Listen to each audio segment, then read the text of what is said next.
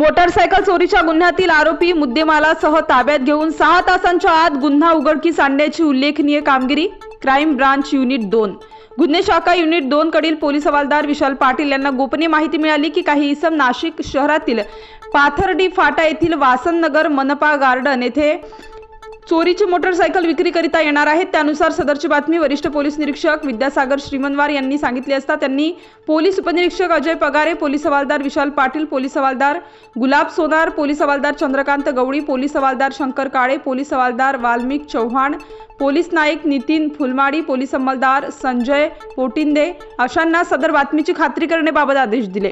त्यानुसार खात्री केली असता वासननगर मनपा गार्डनच्या बाहेर 2 इसम स्प्लेंडर प्रो मोटारसायकल विक्री करताना दिसले। त्यांना मोठ्या शिताफीने ताब्यात घेऊन त्यांना त्यांचे नाव पत्ता विचारले असता सखाराम ज्ञानेश्वर म्हस्के वय 28 वर्ष, दत्ता गणपत नखाते वय 34 वर्ष असे समजून आले।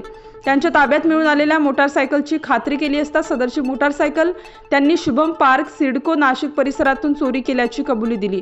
त्यानुसार अंबड पोलीस स्टेशनला गुन्हा दाखल झालेला असल्याने त्यांना पुढील कारवाईसाठी अंबड पोलीस स्टेशनच्या ताब्यात दिले आहे।